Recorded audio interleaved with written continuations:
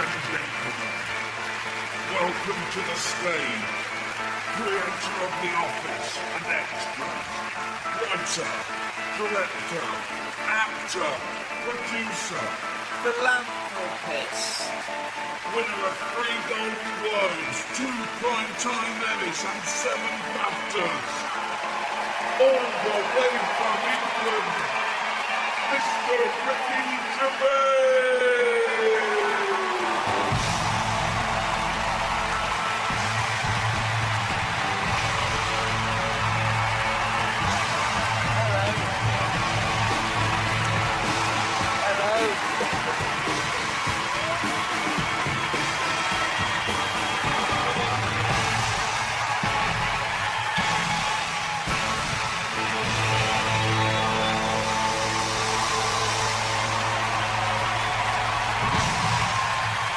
Hello, Chicago. How are you?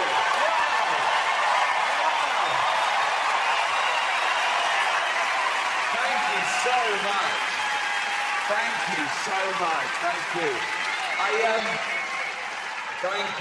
Thank you. That was an amazing welcome. I should explain something straight away.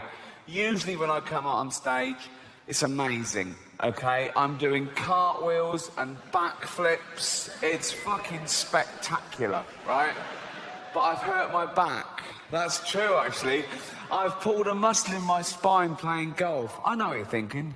Serves me right for playing such a stupid game as golf. But, no, I've been in agony. I'm actually on painkillers right now. So, no, it's true. If I suddenly start talking like Paula Abdul, you'll know why. I'm not drunk. So, when the doctor, this is true, when the doctor gave me the painkillers, he said, no, you can't drink alcohol with these. And I went, I don't want them then. And he went, what? I said, give me some you can drink alcohol with. Right?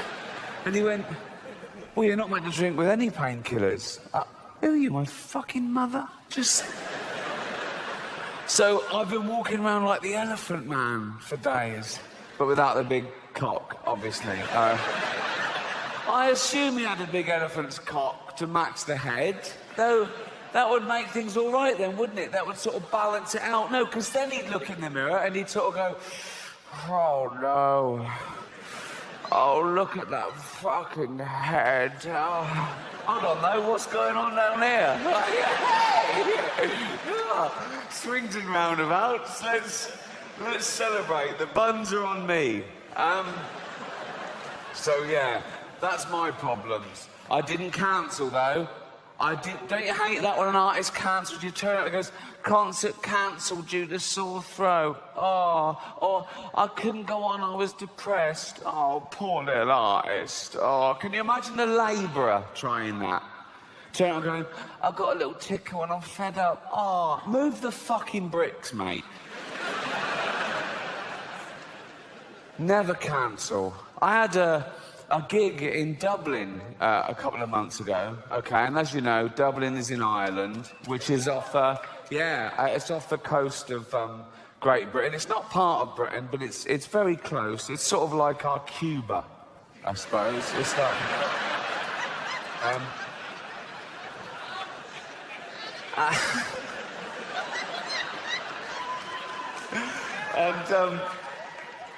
and so, okay, so Dublin O2 Arena, 10,000 seats, sold out, well in advance, flights booked, really looking forward to it. A few days before the gig, they start grounding the aeroplanes because there's a volcanic ash cloud over Britain, okay? And if you fly through it, apparently it'll make the plane fall out of the sky. And it was like, that was it. You couldn't fly in that.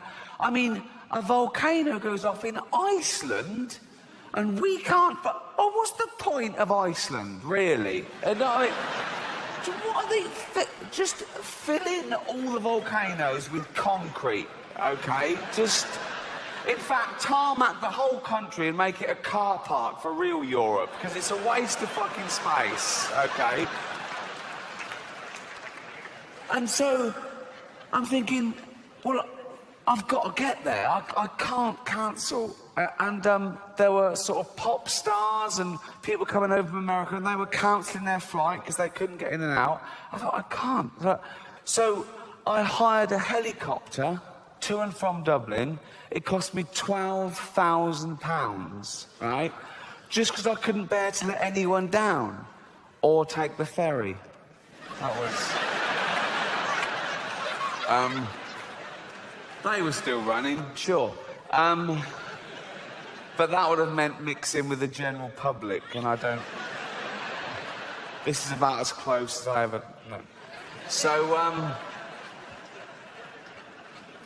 I don't know if you were affected by the volcanic ash cloud, but I had friends that were stuck all over the world, and they missed weddings and funerals, and they had to put themselves up in a hotel for extra days that they hadn't budgeted for, and they couldn't get their money back because the airlines were saying, no, we can't pay you because the insurance companies won't pay us because they're saying it's an act of God. Well, what isn't an act of God?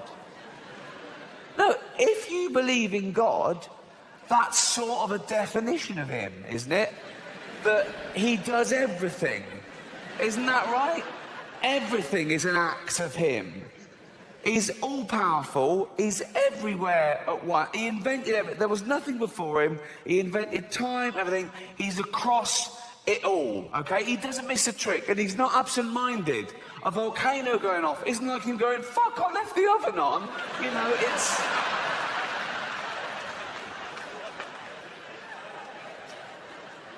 And who are these insurance companies that can decide what is and isn't an act of God? How do they know, okay? Have they got a hotline to God?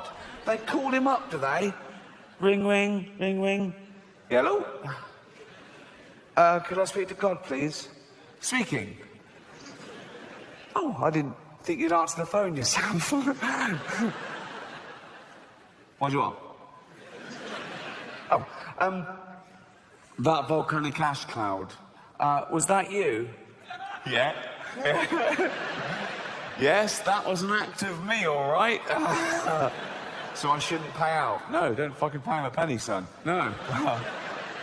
Brilliant, brilliant. While I've got you here, did you make a tree fall on Steve Baxter's car?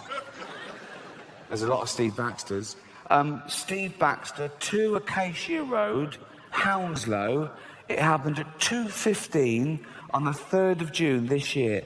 2:15, 3rd of June. No, that wasn't me. I was in Africa that day giving AIDS to babies.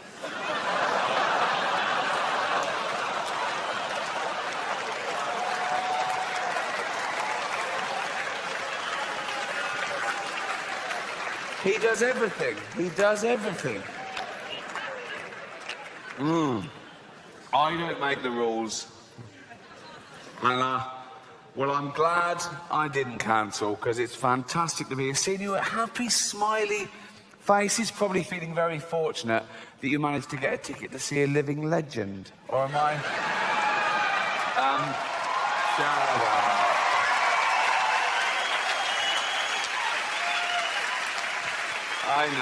I know. You lucky fuckers, you really... I'm joking, of course. The pleasure is all mine. Thank you so much for coming out, spending your hard-earned cash. I know there's been a recession on. Someone told me. I hadn't really... Does it still go? I don't... It really didn't affect me, if I'm being honest. Oh, dear. We can laugh about it now. No, come on. I don't understand the recession. It wasn't until last year I found out you could go into your bank and say, can I withdraw my cash? And they could go, no. What? No. Yeah, got it. I've got £50,000 saved. You went. Where is it? Lost it. What? Have you checked the vault? It's empty. What was the point of that? You might as well have kept it in a drawer, you spot little twat. I hope you enjoy the show. Or you'll let me know, won't you, if I say something funny, you'll laugh, and I'll go, oh, I'll keep that in for the rest of the tour. If I say something that isn't funny, you won't laugh, and I'll go, I'll lose that bit. So some bits tonight will be exclusive to you. They will be the shit bits, granted. Okay, let's start the show. Let's get on with it. No one wants to be here all night. You can have too much of a good thing, can't you? Like heroin. What? Although too much heroin is death, basically. That's when you know you've had too much. You go, oh fuck, I'm dead. I'm fucked. That's the thing, though, with heroin. You know, try anything once, kids, sure. But know this, right? No. You think, yeah, I'll try heroin. I'll just try one. Give me a heroin. Give me one heroin, okay? Just have one. Oh, what's it like? Oh, it's fucking lovely. I want more. I can't just tap. It's like Pringles. It's like, once you pop, you can't stop. I think that's how it works. I'm not an expert. Believe it or not, I've never been a heroin addict. No round of applause for that. See? No. See? No round of applause for never having been a heroin addict. If I'd come out here and go, yeah, I used to be a heroin addict, I used to mug people and shit myself in doorways, right? But, exactly, oh yeah. He hasn't done those things for a while. He hasn't done those things that we never did in the first place. Why are you applauding someone for suddenly acting like a normal member of society? It's like I've lost a bit of weight. I've lost about 20 pounds. Exactly. What? No. You're basically applauding me for only eating as much as I need now. I should have always been doing that. I got fat because I was a greedy, lazy bastard. There's no other explanation. And I needed people that they come to me now and they go, well done, you look great. But they weren't telling me I looked terrible. They're basically saying I looked terrible. No one told me at the time. It was really taboo. I needed waiters to come over and go, fuck off, you've had enough. Right? And I've been criticised in the past for having a go at fat people. I've never had a go at fat people. I've only ever pointed out the fact that you get fat if you take in more calories than you burn off. That's simple science. I don't judge them in any other aspect of their life, but that's what happens. You get fat if you take in more calories than you burn off, okay? And that's indisputable, okay? Now, the thing is, people think I'm having a go. I'm not, because I don't judge them. If I see a fat person, I don't make assumptions about him other than how they got fat. And, this is the other thing, wait, right? Not only is that what makes you fat, people know that's what's making them fat. No one got fat behind their own back. No one and went, what the fuck's that? Okay? It's not a surprise, it's a gradual process. You have loads of time to back out from this project. Also, no one's sneaking into thin people's apartments and injecting their lettuce with 1 million calories. That doesn't happen, okay? They know what's doing. If you go to a bloke and he's surrounded by cakes and pies, right? And you go, you know what's making you fat, don't you? He doesn't go, is it all the running? He knows what it... But I don't make judgments, okay, other than how they got fat, okay? If I see a fat person, I don't go, oh, he's fat, therefore he's jolly, right? A lot of them are miserable, aren't they? If I see a fat girl, I don't go, oh, she'd be pretty if she lost weight. That's rarely the case, okay?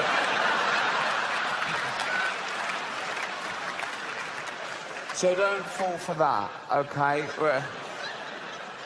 A lot of them started eating because they had fuck all to lose. So, no. But there's no stigma attached because people don't even want to use the word fat now because they think it's derogatory. It's a real taboo subject. So they use euphemisms. They go, oh, you know, Brenda, the big girl. What, 7 foot? No. Not her. What does she look like? Brenda, you know, she's the one who's clammy even in winter. Just say she's fat. Nothing wrong with it. It's their choice. It's up to you if you want to be fat. It's fine. But they don't. They go, you know, Brenda, she's out of breath just standing up at her desk. Just...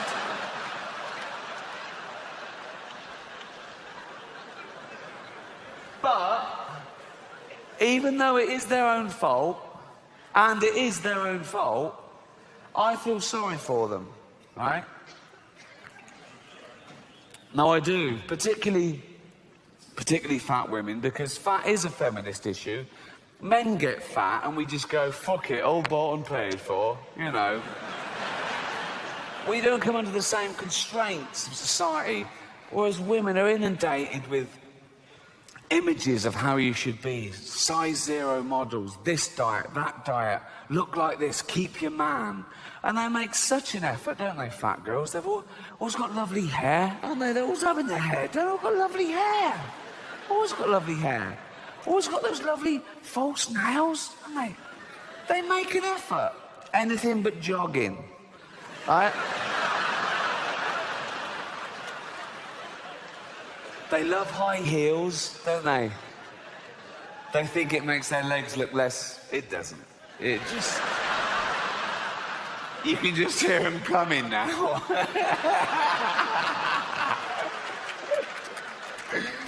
I don't want any fat people to feel uncomfortable at one of my gigs, so next time, buy 2 seats. I'm joking, I'm joking, shut up.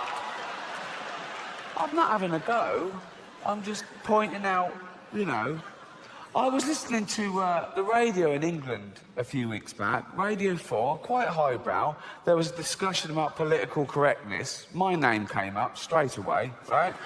And there was this woman on there going, oh yeah, well it's not right. Ricky Gervais, he makes jokes about fat people.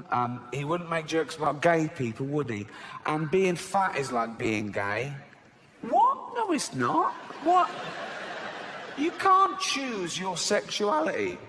As we've established, you choose whether to eat too much or not. You know, with your sexuality, you're born, you grow up, you discover you like same-sex relationships, and that's it. You're gay, okay? For being gay to be the same as being fat, you'd have to be born, be straight, grow up knowing you're straight, but gradually and consciously wean yourself onto cock.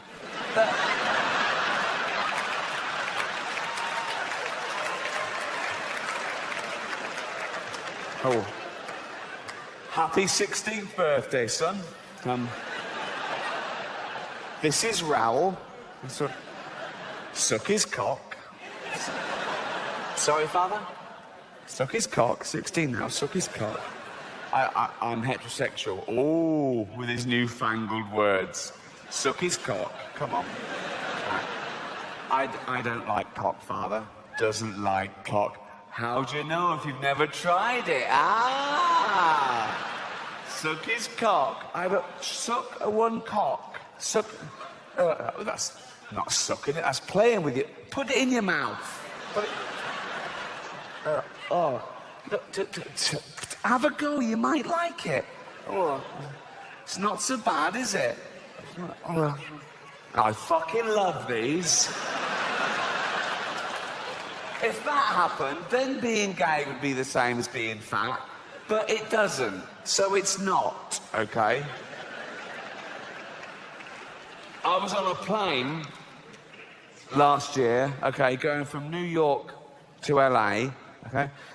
And me and my girlfriend were one side of the plane, there was the aisle, and the other side, there were these 2 huge fat women, okay? Proper fat. One of them just got on and went, can I have a belt extension? Yeah, of course you can, you've earned it, right? So...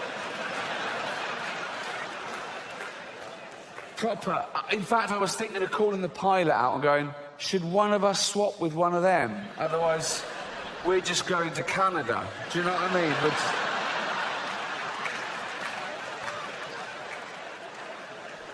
And one of them was even fatter than the other one, okay? And she was there, and she'd got on the plane with one of those takeaway buckets of fast food. Bucket! I mean, there's your first clue. When did that happen? When did fat people just give up? When did they go into a shop and go, oh, fuck it, just treat me like a farmyard animal? Really? Give me it in a bucket. In fact, just strap it to my fucking head and I just... A bucket? Really? You want your meal in a bucket? Yes. Right? So, she's there and she's chowing down, right? And I swear she turns to her fat friend and says, this is the best fried chicken I've had all day.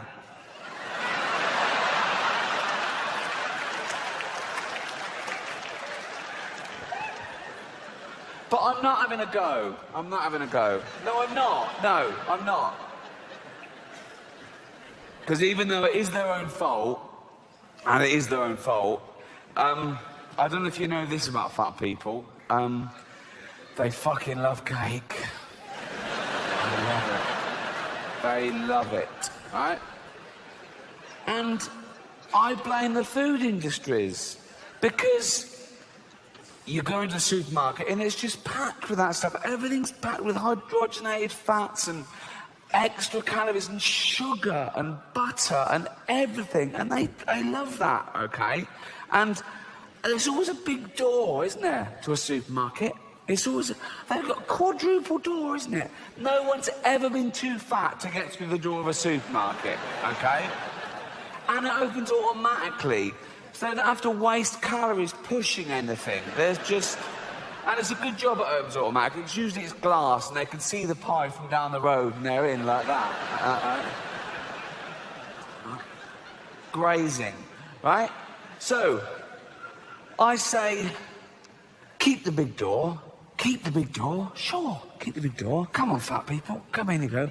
But when they get in there, it's all fresh fruit and veg. It's all whole grain. It's all stuff that's good for you, okay? Of course they'll be confused at first. They go, well, that's not real food to them. They think Brussels sprouts is packaging, right? They look at, where's the cakes? Where's the cakes? The cakes are over here, but the cakes are through a different door. But this door is human-sized, okay? So now they go, there's the cakes. They go, oh, fuck, I can't get in. I can't get through the fucking door.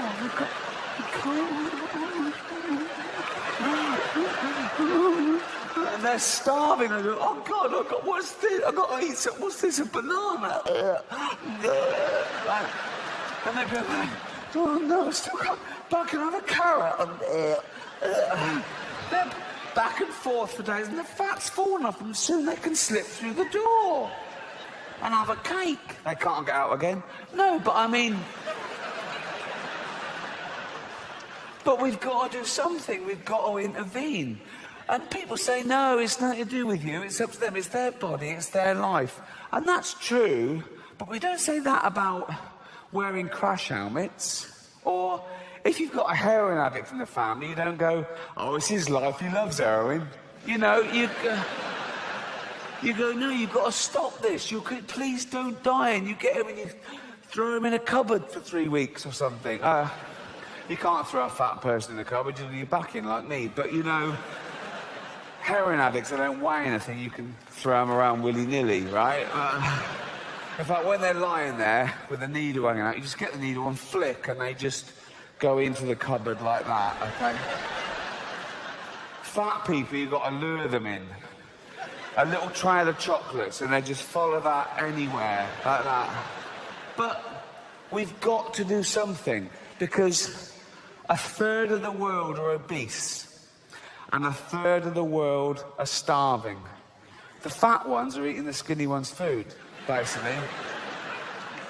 I know most of the skinny ones are in Africa, so out of sight, out of mind, I know, but No. No. I can talk about Africa like that because I'm from Britain and we used to own it.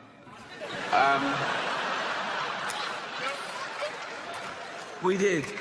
When we had the empire and we ruled the world before you took over, we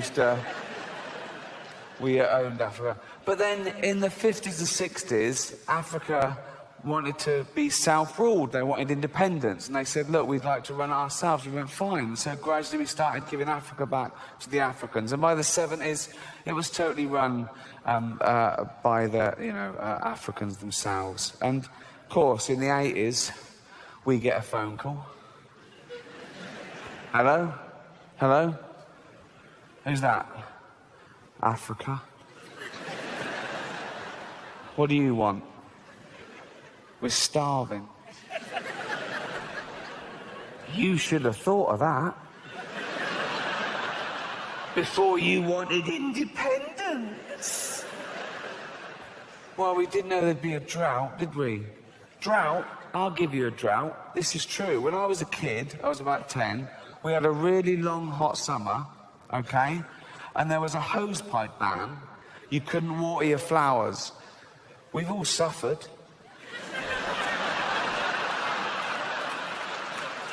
So, that's true, actually.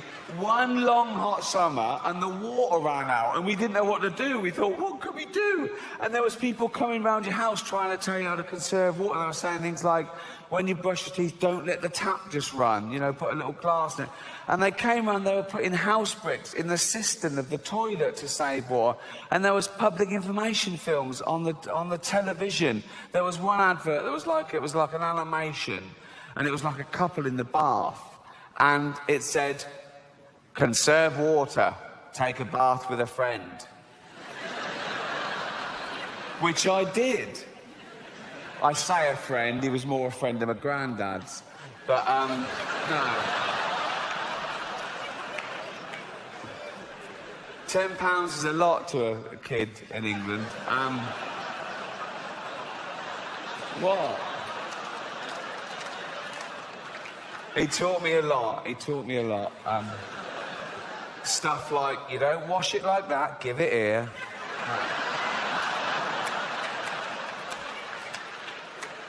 No, he was a sweet old man. I used to call him Grandad Charlie. He wasn't my real granddad, he was just an old bloke that lived across the road. He used to come round whenever he saw my parents go out, right? And he'd come round, Mum and Dad out, yeah, all right, you want to see a magic trick? Yeah, he'd draw the curtains, right? And he'd close my eyes, okay, and he'd sit down and he'd put a top hat on his lap, like that, right? A magic hat, right? And he'd go, close your eyes, he goes, and feel the magic rabbit. And I used to go up and I used to go in, I used to feel the little, that weird little thing it was, didn't have any fur or ears, right? And he used to go, and it was scared stiff, it was terrifying, right? And he would stroke it, and I stroked it so fast once that it was sick, all down my... Shut up, fuck off. Oh dear, oh. Where was I? Oh yeah, famine. Famine is a problem. Which brings me to this next fad that we need to stamp out. This happened Christmas before last. Exchanging gifts with old friends, good friends, quite well-off friends, if I'm being honest. I got them a coffee-making machine from Harrods, top of the range. They loved it. They gave me my present. It was just an envelope. I thought, oh, what's this, vouchers? Open it up. It wasn't vouchers. It was just a card with a picture of a goat on it. And I said, what's this? They went, oh, our gift to you is we gave a goat to an African family. What?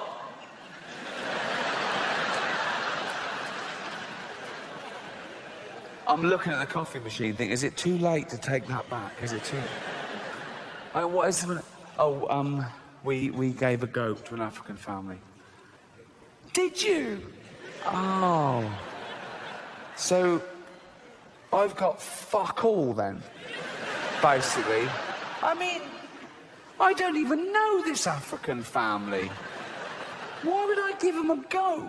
It doesn't matter. This serves no purpose at all. No, but this is no good for anyone. They're 50 quid down. I've got nothing. The African family's going, not another mouth to feed, right? The goat is going, where the fuck am I? This is shit. A week ago I was gambling around the Cotswolds. There was grass and tourists with nuts and this is a fucking dust bowl. And there's no way that goat wanted to go to Africa. It was basically, no, it was kidnapped. It was abducted. It was put in a sack and bundled on a boat to Africa, like Roots in reverse. There was no way. They went, do you want to go to Africa? He went, definitely not. No. Oh, come on, why don't you want to go to Africa? Lions! Come on, why don't you want to go to Africa? AIDS! Well, that shouldn't affect you. It shouldn't.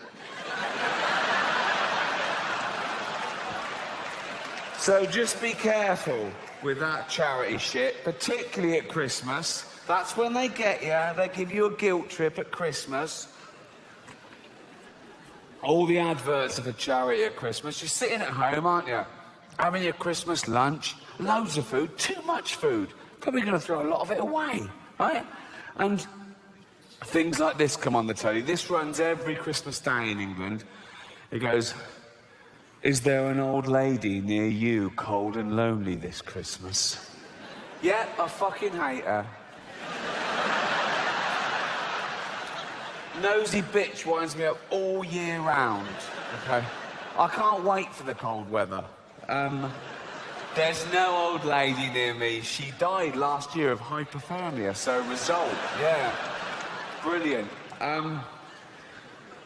The other big one is a dog is for life, not just for Christmas. Right behind that, I'm really into animal welfare. And that's obviously aimed at parents whose kids go, can I have a puppy, can I have a puppy? And they go, no, can I have a puppy, can I have a... Oh, and they get them a puppy to shut them up, right? And the kid likes it when it's cute, it grows up, the kid gets other interests, gets bored with the dog, they lumber the parents with it, the parents get bored with it, they abandon it. 11,000 pets were abandoned in England last year, which is terrible. And I think, you know, kids should have pets. I think it teaches them life lessons. I haven't got kids of my own, but I've got loads of nieces and nephews, and they've got kids of their own now. And I want to be a cool uncle and give them what they want, but I want to be a responsible one too and not add to the stray problem. But I think I've solved the dilemma. Here's a tip. This is what I do anyway. You've got to wait till Christmas Eve and always go to an animal rescue centre, not a breeder. And I go along to an animal rescue centre Christmas Eve, and I go to the veterinary part. And they've usually got like a runt who's been born sort of disabled with no quality of life, and they're just putting that out of its misery, right? And I go, no, don't kill that one. I'll take that one. And they go, it's only going to live a day. Perfect. So, and I run home, I'm going, don't die yet. A little bit of Starbucks. And I rush in, I call my niece, she comes running, Uncle Ricky, got your puppy. Uncle Ricky, got me a puppy. Yeah, your best uncle got your puppy. Yeah, go and play with it, quick. Go and play with it. And she takes it to bed with her Christmas Eve, and she sleeps with it, and she wakes up Christmas Day, it's dead, cold, stiff, gone. So, result, not a problem. And they always come down the next day, they go, oh, my puppy's dead. I go, oh, what, the puppy your uncle got you, he did his bit, and whatever happened after that isn't his problem. They go, yeah. And I go, oh, maybe you rolled over on it in the night. Oh, did I? Oh, no. And they start going, I killed my puppy. I go, no, you didn't kill your puppy. Jesus killed your puppy. on his birthday. Because you didn't spend enough on your uncle's Christmas present. They usually buck their ideas up the next year.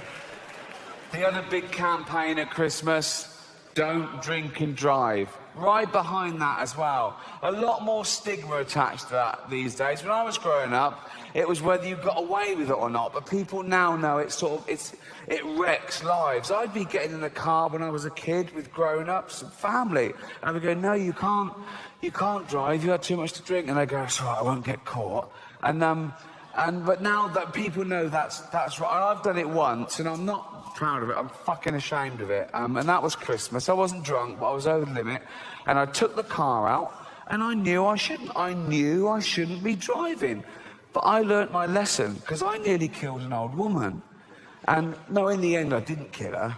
In the end, I just raped her.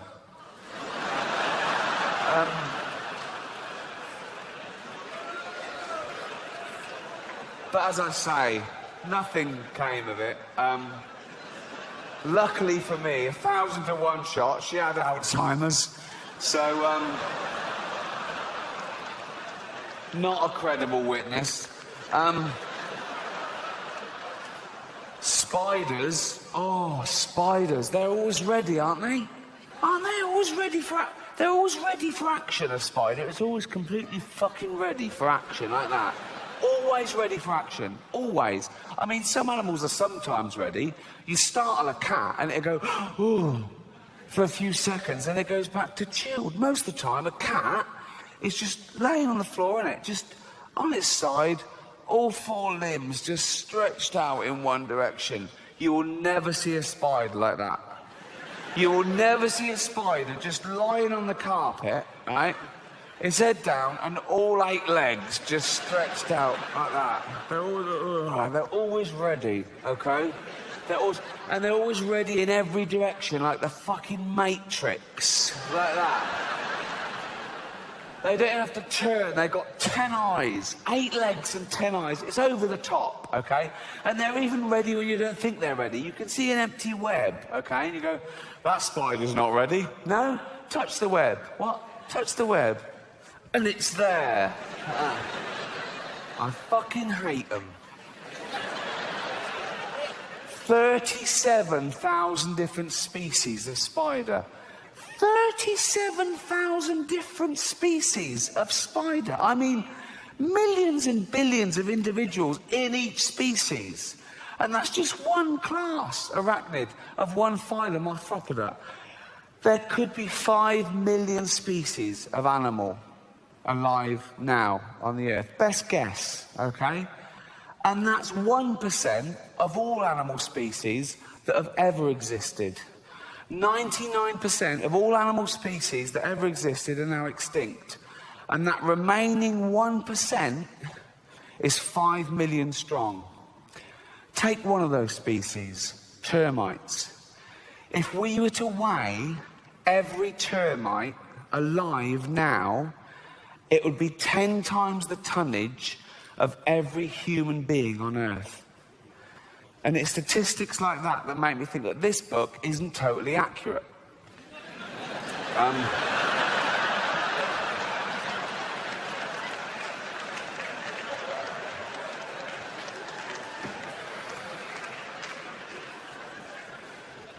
It's the Book of Noah, the children's edition. I actually got this awarded to me when I used to go to Sunday school every week. I believed in all this till I was 8.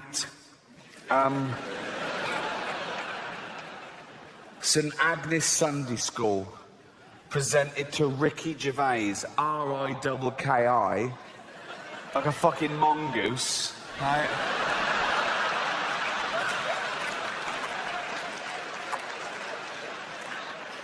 For regular attendance. Not even for being good at anything, just for turning up, right? He's always here, give him a prize, he'll be back. Thank you. Thank you. Let's have a look at the evidence. Long, long ago, when God first made the earth, I'll let both those points go, we haven't got time. Right. Long, long ago, by the way, according to the Bible, is 5,000 years. According to the Old Testament, the earth is no older than 5,000 years old, okay? It's actually 4.6 billion years old. Let's pop that in. Pop that. 4.6 billion years ago, when God first made the earth and sky, all right, don't big it up. It's like, it comes as a package, really, doesn't it? I mean, do you know what I mean? The sky was never an option, an extra. It's like, made you a planet, I can't breathe. Would you like an atmosphere? Of course I fucking would. So, well done, but everything was peaceful, everything beautiful. God made human beings too, and he wanted them to be good like himself. Arrogant, right? But very soon they wanted their own way. They would not listen to God. They became wicked and did wicked things. Look at them doing wicked things there. You don't get much more wicked than that, do you? Fuck off. Oh, fuck off, wicked. Really. Fuck off, wicked. Really. Ah. God just looking on. Oh, carry on. See what happens. See what happens. Oh, see what happens. Yeah. Oh, see what happens. Bloke there running off with a big bag of money.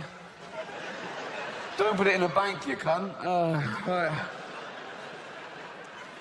God looked at them and said to himself, they are so wicked, I will have to wipe them off the face of the earth. Really? Really? Straight to genocide. What happened to one verbal and two written warnings?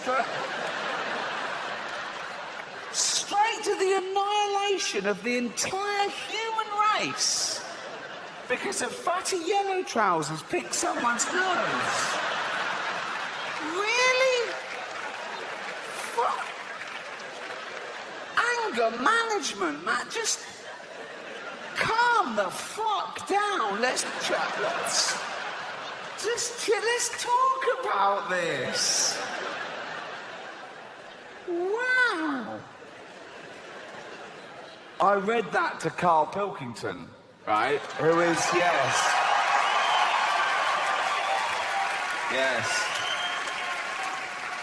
Head like a fucking orange, I know, yeah. And I read that bit to him. They are so wicked, I have to wipe them face the earth. And Carl said, he sounds gay. I said, what do you mean? He went, some gays were a bit like that. He thought God was like having a hissy fit. Like he's like, no, they treat me like a bastard, I'm going to treat them like a bastard, I'm going to show them, I'm going to wipe them out. I said, Carl, God is not gay, okay? Read the Bible, he hates them.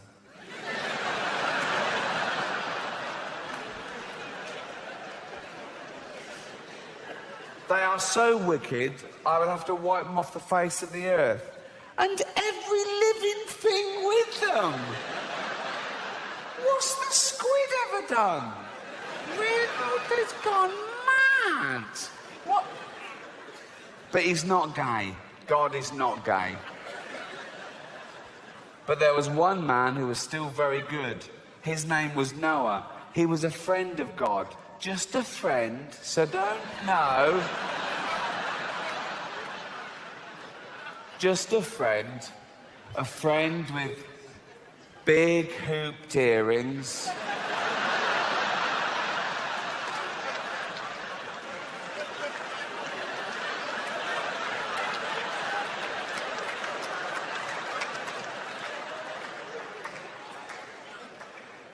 Rouge. What's he doing? He lives in a cave. What's he doing with this? What are you doing? Seeing God.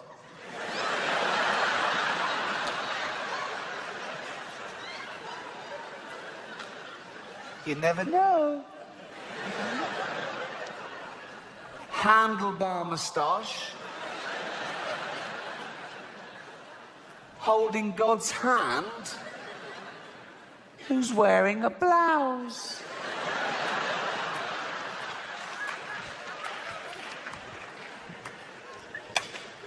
God is not gay. God said to Noah, I am so angry with men.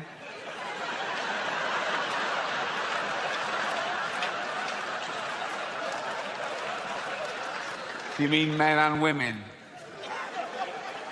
Whatever.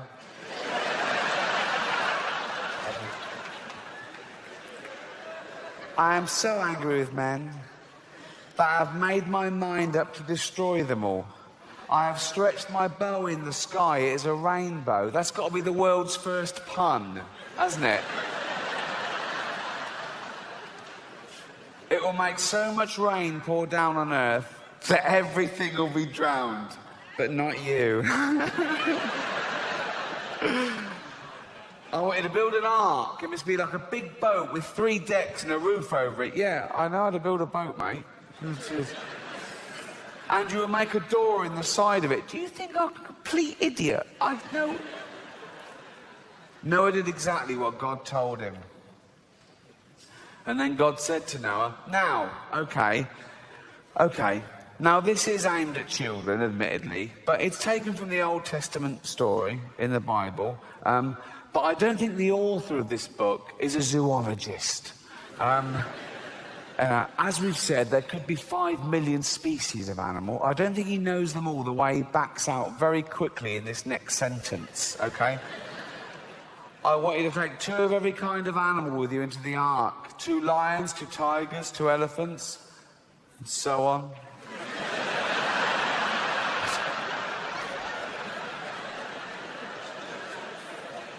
What? I've got lions, tigers, elephants, so on. On you go. Look after them well and keep them alive. And Noah did what God said. Now I wanted to study that scenario. Okay, so God is angry with mankind. He's fed up with them. They're wicked, right? He's going to wipe them out and just start again with Noah and his wife. He's angry with the animals too, for some reason. So he's going to start again with just 2 of each species. He calls a flood. They build an ark. Noah goes, right, 2 of every species. 2, just 2. Right, quick. First 2. Oh, there's a stampede. 2 elephants. 2 toucans. Just walking.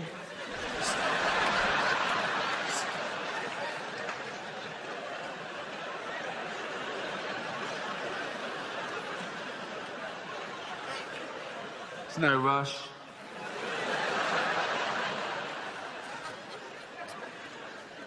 Just strolling, baby. I think this one is a bit more concerned than this one. This one's probably going,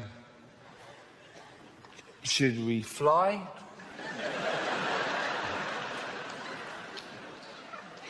Nah.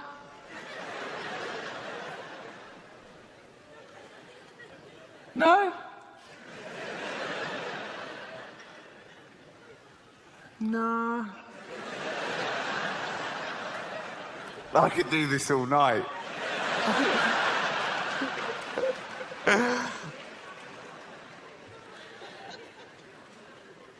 No?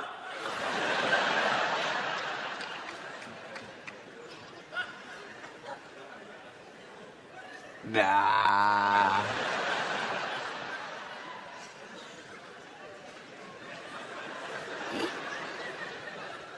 Sure. Yeah. I mean, we've got wings. We've got feet as well. Why don't you want to push in?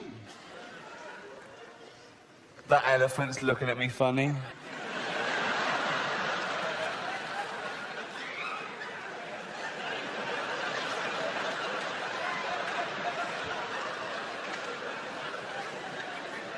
Yeah. I fucking am. If you try and push in, I'm going to stamp on you, you big-nosed twat. Hold on. Who are you calling big nose? What do you mean? No, just pot calling kettle black. What the fuck does that mean? What does pot... Well, you know, if a pot's... I'll forget it. I can't forget it. I'm a fucking elephant.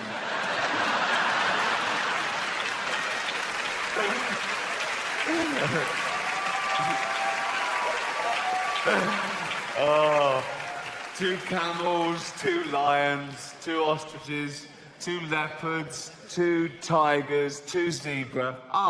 Here's the crux of my point. Just one species on the ark at the moment, the giraffes. They got their first longer legs, okay?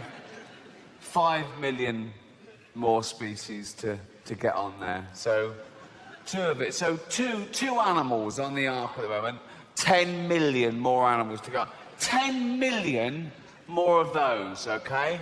10 million, okay? As far as 10 million of them to get on there, just 2 on there at the moment. Look how much room they're already taking up.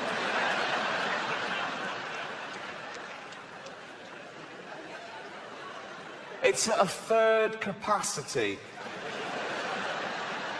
What's it going to be like on there when these 2 fat cunts get on?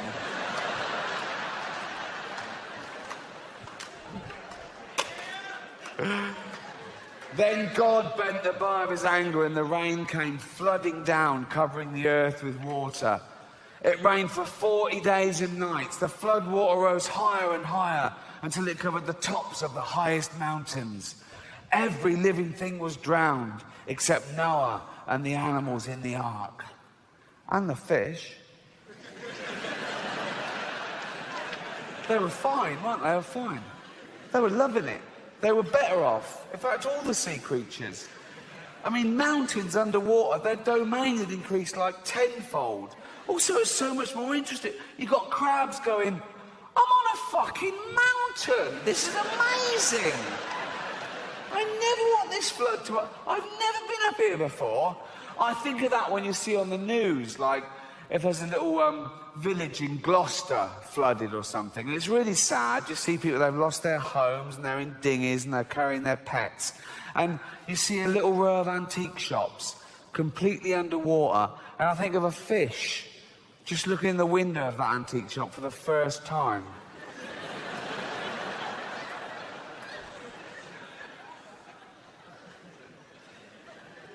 So that's a chaise longue.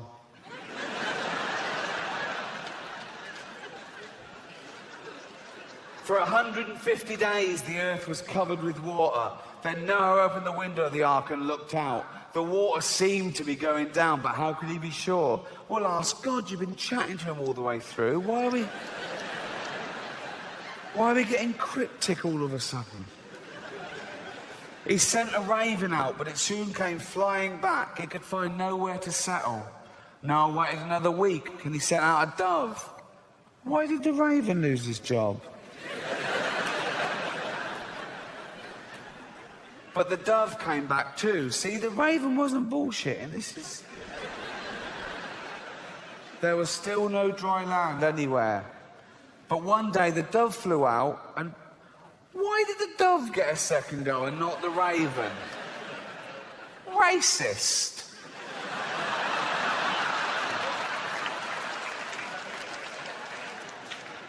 But one day the dove flew out and brought back a green olive branch, and no one knew that God was no longer angry.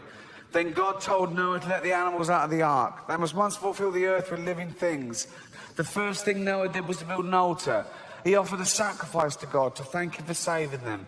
And Noah said, I'll make a pact of friendship with you. I will never again send a flood to destroy the earth. The rainbow which I put in the sky will no longer be a sign of my anger, but a sign of peace. It will be a sign of my friendship with men. It is. That is.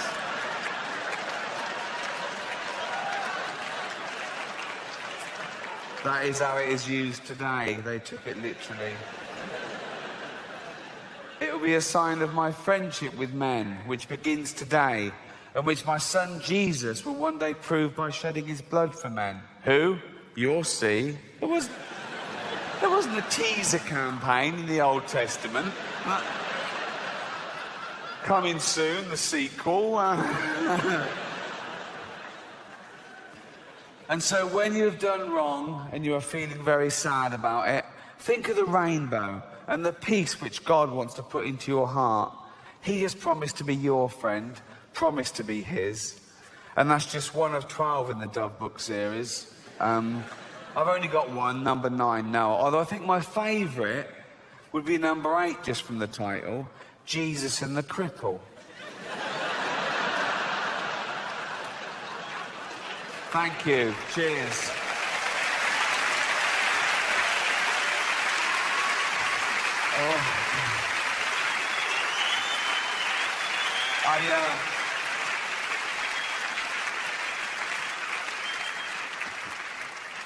I read that whole book to Carl, and he believed it all. Why wouldn't he? It's written down.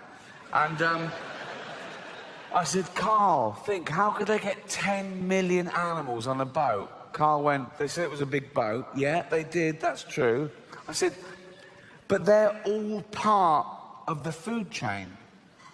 They would have literally had to have eaten each other to survive.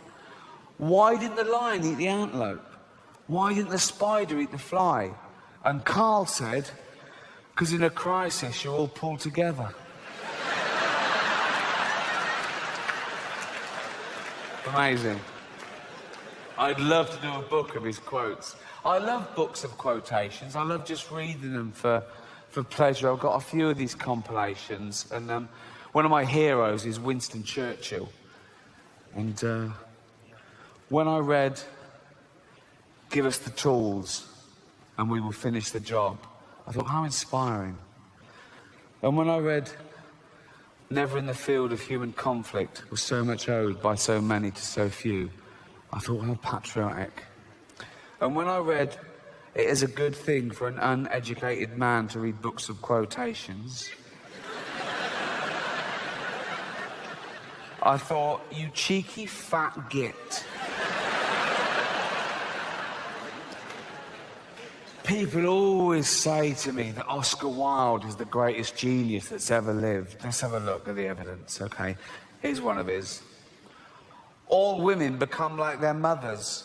That is their tragedy. No man does. That is his.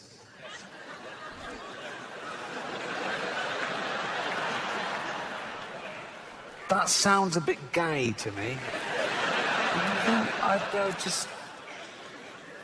Give me another go. Here's another one. I couldn't help it. I can resist everything except temptation. That sounds gay as well. I think... I want to start that with an ooh. I want to go, oh, I couldn't help it. Do you know what I mean? And I want to end it with, I can resist everything except temptation. Chance to be a fine thing. You know, And when he went through customs in New York all those years ago, and the customs officer, just doing his job, said, have you anything to declare? Oscar Wilde famously said, nothing but my genius. Ooh. Wasn't witty, I bet he planned that. I bet the first time he went through customs in a foreign country, it was all yes sir, no sir. Anything to declare? No. Thanks, on you go. Oh, I just thought of something fucking brilliant to say. Oh, I'm always doing that. Excuse me, can I go back to... No? Oh, you had to wait weeks in those days, back on the boat to England, just thinking, all right, if they say that again, and then declare, nothing but a genius, I'll be in a book of quotations. Right. He gets there again, weeks later, finds the same bloke, goes up to him, bloke goes, on you go, didn't even fucking ask me that time.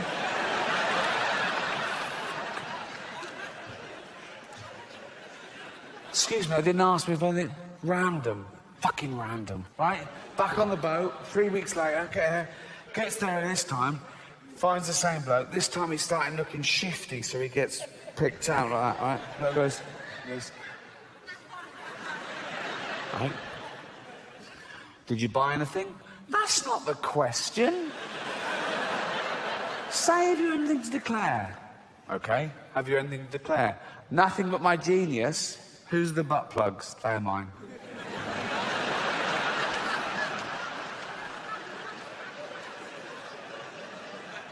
Incarcerated in Reading jail for homosexuality. We've come a long way from it being punishable to total equality, as it should be, of course. In England, the gay age of consent, same as heterosexuality now, 16, and even gay marriage. Although, ironically, the one place that was really ahead of the game fell behind a little at the last election, California. They had a referendum, they put it to the vote, and they voted no to gay marriage. I mean, in California, there's people going, that's why we moved here.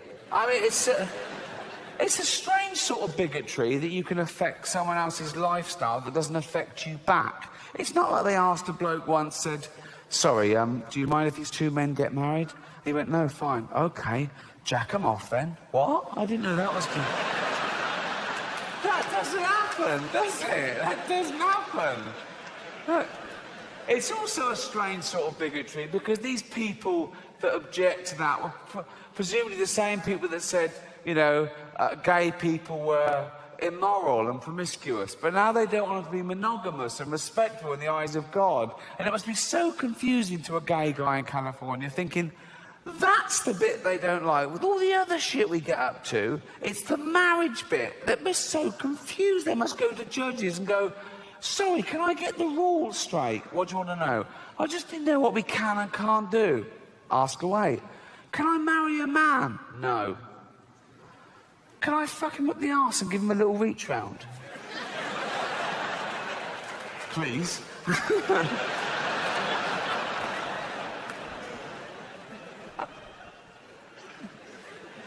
Can't marry him? No. But I... And the little... Can I...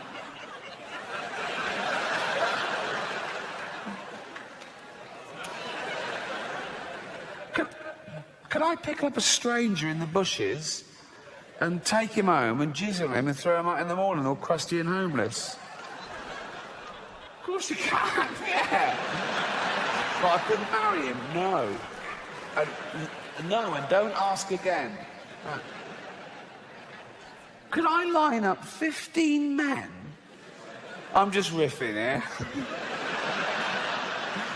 Could I line up 15 men and just jack them off for a laugh? If you want, yeah. It would be difficult, wouldn't it? Jacking off 15 men at once. It would be like plate spinning, wouldn't it? No, because you could only do two at once, really. So you'd have these two ready to blow, but then they'd be losing it, and you'd go, fucking hell. There you go. Oh, fucking hell.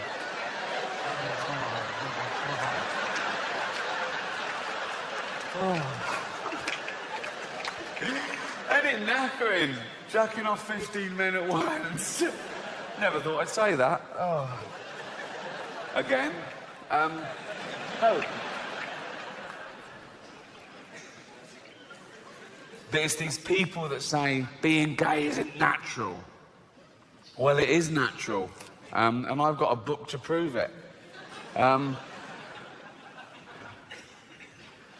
Homosexuality occurs in about the same incidents in the animal kingdom as it does in human society.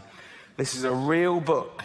It's called Biological Exuberance, Animal Homosexuality and Natural Diversity by Bruce Bagamill, okay? The evidence is compelling, and it seems there is virtually no species which does not have its gay community. That doesn't mean like chimps on one particular street wearing leather caps and stuff. They sort of spread it out more, really. This is a real book. Can we have the first slide, please? Right, okay. Right. This is a real book, okay? right? Absolutely real, okay?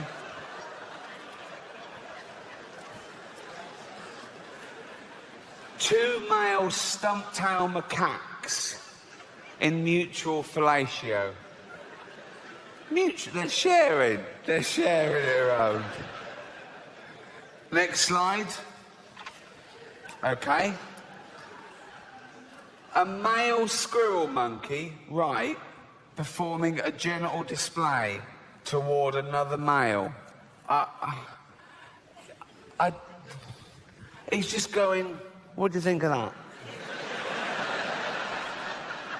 And this one's going, what?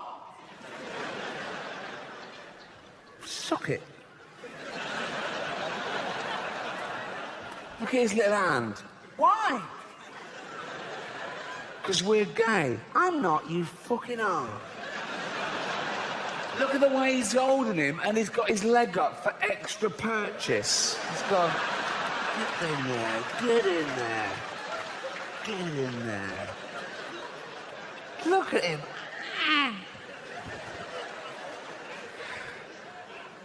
Can you imagine my face when I discovered this book?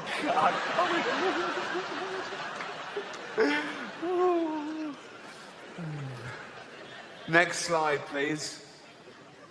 Okay. A female Olympic marmot mounting another female. Now, I don't know what is in that for either of them.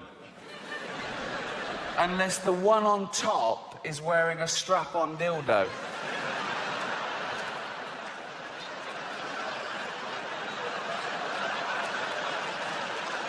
One more slide. Oh, this is a doozy. Okay. Two forms of copulation between male dolphins. Genital slit or anal penetration above, and below, blowhole penetration. Oh yeah. Oh yeah.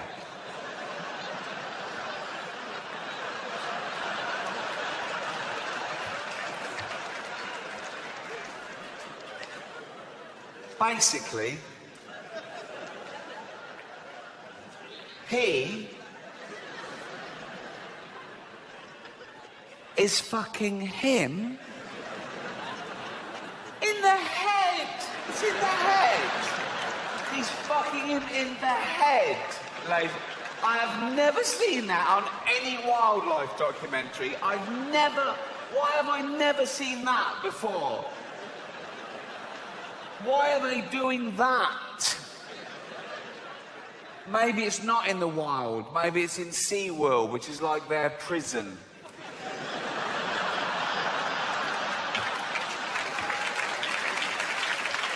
And they're going, fuck's sake. They put in two males. Some people think we're fish. We might as well fucking do it, okay? I mean, look at his face.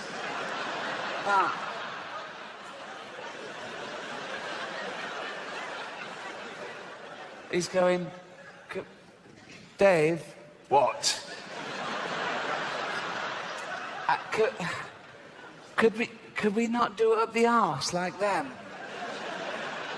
No. It's in the head or nothing.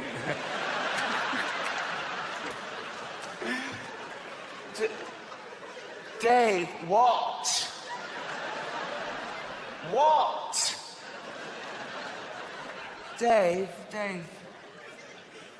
I love you. But I can't fucking breathe.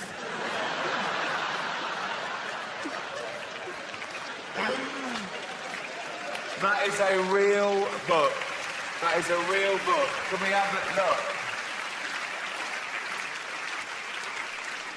I love the fact that he found like a turkey in drag to show how gay animals can be. The gayest animal in the world.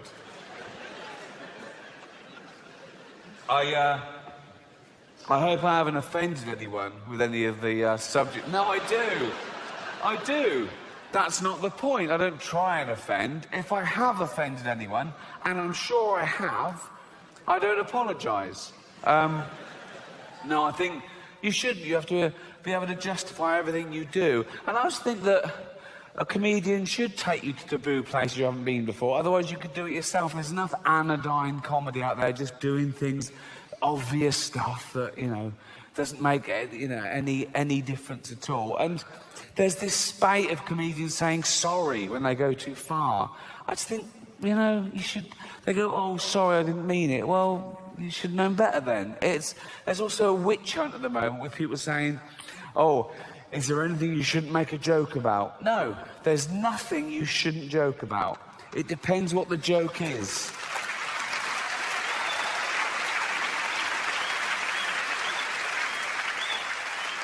Comedy comes from a good or a bad place, and it's for you to decide what that is. And I think that there's a big debate about sick jokes, or comedians doing sick jokes. Now, the thing about sick jokes, when we tell a sick joke, it's with the express understanding that neither party is really like that.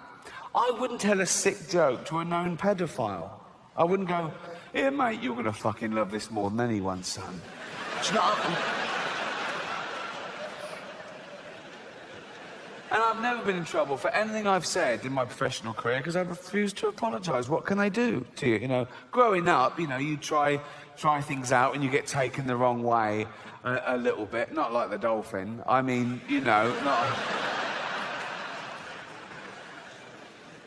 When I was about 23, 24, me and my girlfriend met up with this other couple. They'd moved down from the north of England to London. They used to come in the place I used to work, and we had a couple of drinks with them. They were cool people and they're fun. And after we met them a couple of times, they invited us to a party at their house. We went along. One, it was a dinner party, which they hadn't warned us about. But two, it was for their family that had come down from the north to see how they were getting on. And it was both their parents and grandparents and great uncles, average age about 85, right? And I think we were an afterthought. We thought, oh God, we don't know anyone our own age. Oh, that Ricky and Jane, right? So we went along, and we were still getting to know them, so we just spoke to them all night. We didn't really mingle with the older people. And as I say, we use comedy as a sword and a shield and a medicine, but usually as a getting to know you, okay? We use comedy to break the ice. Are you like-minded? What can you take? What do you like? And I've always sort of pushed the boundaries a little bit to try and make people laugh at things they didn't think they could. But, but then, everything turns out okay, I suppose. And I started off lightly. I told this joke.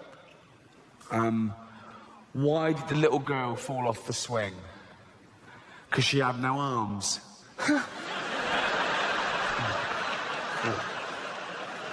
Yeah, sweet. And they laughed a little bit louder than that. There was only two of them, so thanks, right? No. So I thought, okay, they get it. They like sort of, and so you up the ante a little bit. I think you push. And I told this joke. Oh, I need a drink. Start the car? Seriously? Right.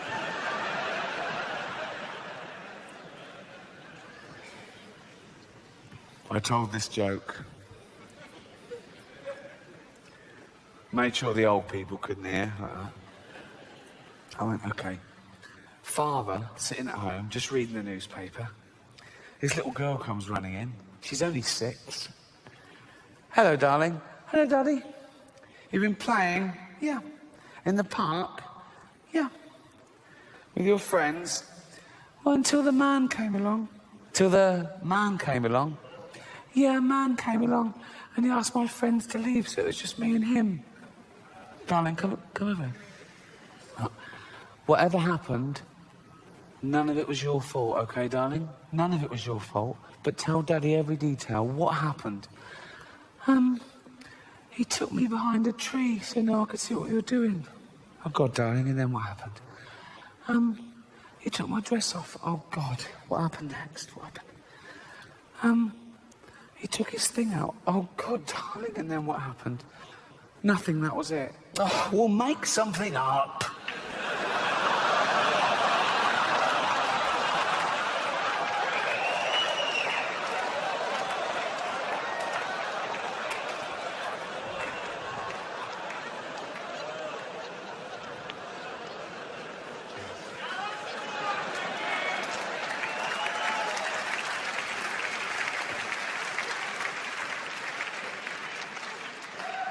Don't tell anyone that. I want it to be a surprise. So I told that joke, carried on, getting a bit drunk, telling jokes. Eventually we sat down for the meal at about 9:45. They put 2 tables together, and the host sat at either end, and they put me in the middle, opposite this very sweet but very deaf sort of 80-year-old man. So conversation was a bit stilted. And after about 20 minutes, Ian, one of the hosts, pipes up and says, "Oh, Ricky, tell that joke." I went, "What?" All the old people went, "Oh, we love jokes. Do you?" I looked at Ian, and Ian went, "Be fine." I went, "OK." And he got on with this conversation. And so they're all like that. I went,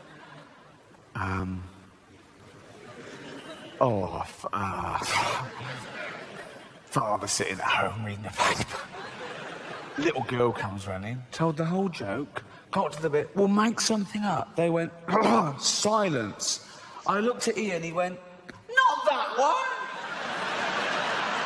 Thank you so much, you've been fantastic. Good night.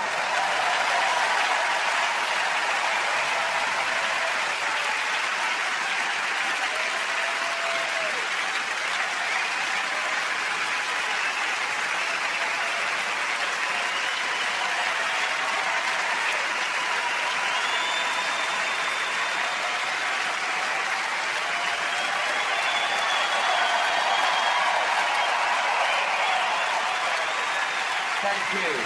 Thank you very much. Thank you so much. Cheers. Thank you. Fantastic. Thank you so much. I fucking love Chicago. Isn't it brilliant? Isn't it amazing? Oh, that's just the best time. Thank you so much. I tell you, I'd risk coming again through volcanic ash clouds. Anything to go. It's fantastic. Terrorist attack. I've actually always been a nervous flyer, to be honest. And I flew a few weeks after 9/11. And after 9/11, the world went a little bit crazy. You know, understandably, the rules changed and there was a lot of anger and fear and confusion and finger-pointing. And I'd always consider myself quite a rational, liberal sort of guy. And I tried to remain that way after 9/11. And even in, like, in the pub with mates, I'd be the ones going, "No, you can't say that. No, that's a generalisation. That's ridiculous. No, that's unfair. You can't tar everyone with the same brush. No, it's still the safest form of transport. It's 16 million to 1, the chance of it." You know, trying to be rational. That's in a pub. When I'm flying, it's more like, "Check him again. Can we check him again?" He's getting on this, but do you mind if I check him? Can I just...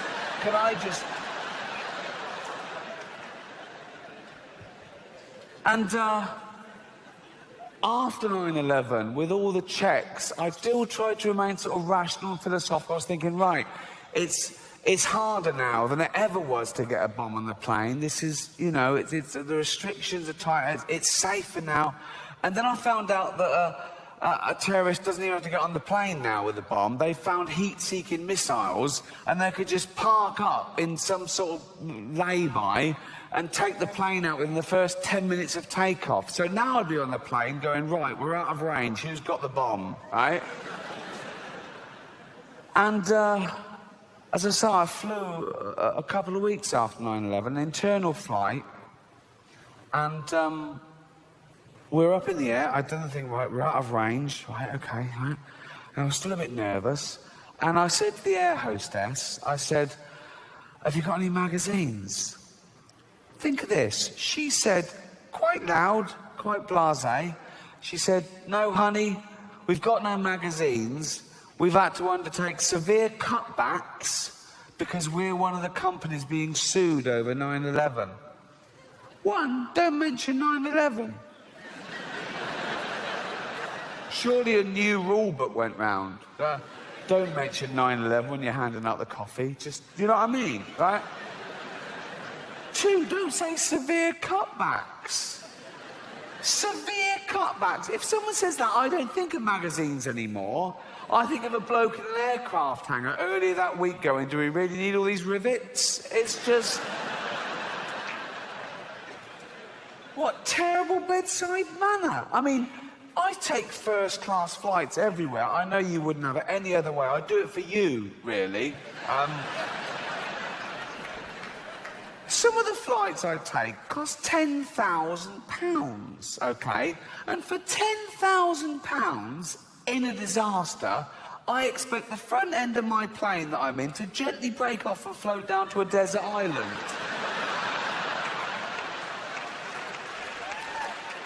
It doesn't. I'll die with the rest of you fucking losers. That's not fair, is it? I know you tried to save me, but you couldn't. We'd just be on the news. I'd probably the only one get name-checked on the news. You'd be 230 others, but which is some consolation. But anyway, so, okay. Once I was flying back from New York, okay, 9:25, a Saturday night, JFK to London Heathrow, BA, first class. Okay, now, this is my point. It's fear that threatens rational thought, I think, okay? I'm there. Now, the whole week leading up to that flight, I don't know if you remember it, or it's happened more than once, I don't know, it was a couple of years ago. On every news channel in America, there was a rolling ticker tape that said, America on red alert. We've had intel, there's going to be another 9/11 in a major city, probably New York or LA, okay, this weekend. Do not fly unless you absolutely had to, right? I had to, I was filming. And, right. So, I'm the only one in the first class lounge, okay? And I still tried to remain rational. I was thinking, no, it's safer now. Everyone's looking for a terrorist today. They'll leave it till Monday, right? And then it happened. The thing that threatened my rational thought. I had a bit of a mini breakdown. Into the first class lounge, about 30 minutes before boarding, came this guy. I don't know whether he was North African or Middle Eastern or Asian, but he had all the gear, right? Beard, steered attaché case, okay? And here's your middle class sort of liberal. I went,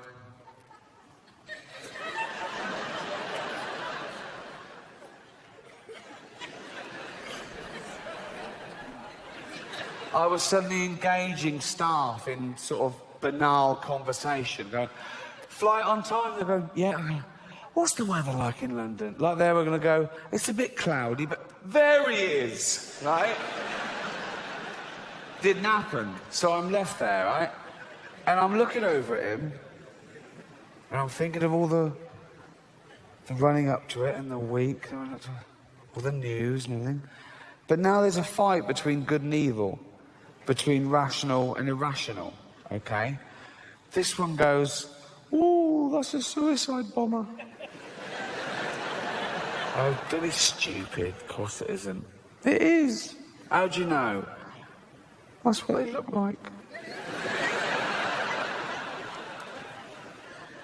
What? Beard. Don't be stupid, right? Then he makes a phone call, and I couldn't understand what he was saying, but he sounded a bit angry, okay? This one goes, oh, we made a phone call, right? This one, no, you just made a phone call. Yeah, but not in foreign. Right? Well, shut up, right?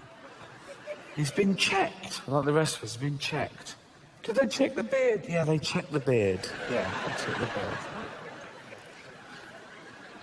And then I'm looking at him, must have been absent-minded with all this going on in my head, and he catches me looking, and he does this.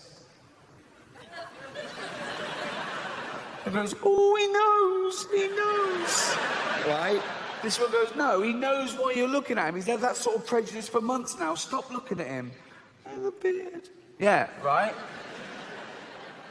But this one starts winning. The fear starts beating all the rational thought in the world. And he was going, no, but it could be. Well, yeah, it could be. Probably not. Well, no. The stats are up today. Yeah, but still, it won't happen. Don't say it won't happen to us. People of 9/11 said it wouldn't happen to them. Yeah, but all the tests, yeah, well, they find new ways of getting through our detection, and we have to up the game. Yeah, you're right. And suddenly I thought, oh my God, this is it. This is it. And that wave of nausea, and you suddenly realise, oh my God, I'm witnessing this. This one goes, okay, right, let's report him. This one goes, no. Why? In case someone thinks we're racist. No, fuck that. Let's report him and be a wrong, embarrassed, live racist, just in case, right? And I go, no, so I don't. And so now I think he is a suicide bomber, and I think I'm going to get on the plane and die, but I'm not going to do anything about it. And I'm nearly in tears. And all this happens in a few moments. And I look over, and he's joined by his wife, who's got all the gear, and his two little girls, okay? And I suddenly go, oh, of course he's not a fucking suicide bomber. If you're off to see 72 virgins, you don't take the wife and kids along. Right? So, no, but... And I got on the plane, and of course he wasn't a terrorist, and I was sort of a bit embarrassed, and I saw the funny side of it, and I was relieved and everything. And he was a businessman and a family man. He was playing with his two little girls who kept running up and down and banging into my chair. He wasn't doing anything about that at all, okay? Nothing about that at all, okay? And he was sort of chasing them, and I was squealing, really hoping, going through. After half an hour, I was hoping someone would blow the fucking plane up, to be honest. But a really weird thing happened during that period.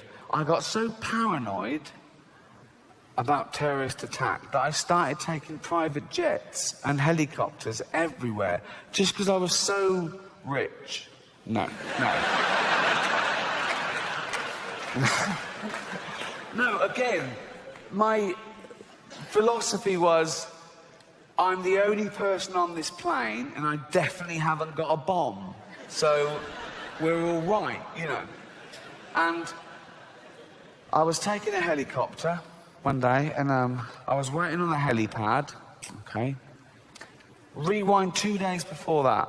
I'm at home, having my cereal, my Cheerios, and there's a carton of milk there with the missing person things on the back. And I've seen 1,000 of them, okay? This one was slightly different, because it was a missing child, which is always sadder. Well, no, it's sad when anyone goes missing, but presumably because of her age, this was an abduction, and, you know. And it was also the language. It was a plea from the mother, and it was the wording. She just said the name of the little girl, which I won't say, I remember it, and the day and place where she was last seen. And she just said, 5 years old, blonde hair, blue eyes, always happy, please help me. And it must have stayed with me. 2 days later, I'm there, It's like a wharf development, waiting for this helicopter. And I'm looking down onto sort of some disused sort of warehouse space. And look in one, right? And someone had put up a brown blanket with this duct tape, okay, as like a curtain. And it had fallen away. And I can see in, it's a true story, it's an empty room, apart from a mattress, and on the mattress is a little girl with her hands tied. And my fucking heart, 5 years old, blonde hair, blue eyes, always happy, crying her eyes out.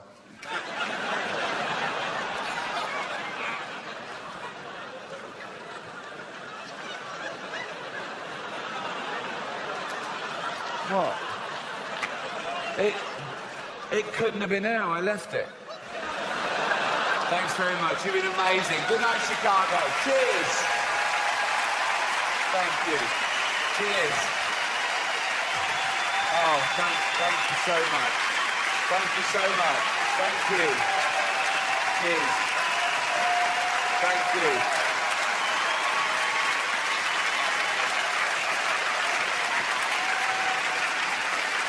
Cheers, everyone.